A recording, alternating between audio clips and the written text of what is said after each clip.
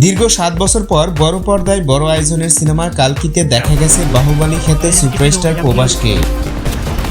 ইতিমধ্যেই ছবিটি রিলিজের প্রথম দিনই 200 কোটি টাকা আয় করে নতুন রেকর্ড গড়েছে। এখন কল্কির পর আসছে প্রভাসের নতুন সিনেমা স্পিডের ঘোষণা। এই সিনেমায় ভিলেন নিয়ে থাকছে বিশাল চমক। কোরিয়ান সুপারস্টার মা ড সিওক থাকবে ভিলেন চরিত্রে। কোরিয়ান এই তারকা কোরিয়ার পাশাপাশি ইউরোপের দেশগুলোতেও বেশ জনপ্রিয়। সাউথ সুপারস্টার প্রভাসের সাথে যে তার কেমিস্ট্রি অসাধারণ হবে এটা আর বলার অপেক্ষা রাখে না।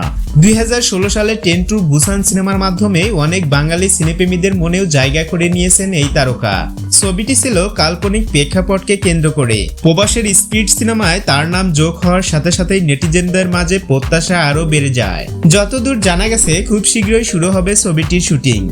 দক্ষিণীয় নির্মাতা সন্দীপ রেড্ডি ভাঙা প্রভাসকে নিয়ে ছবিটি নির্মাণ করতে চলেছে।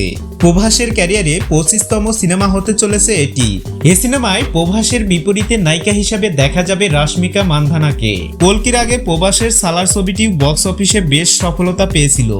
সবকিছু ঠিক থাকলে আগামী বছরের শুরুতে মুক্তি পেতে পারে স্পিড।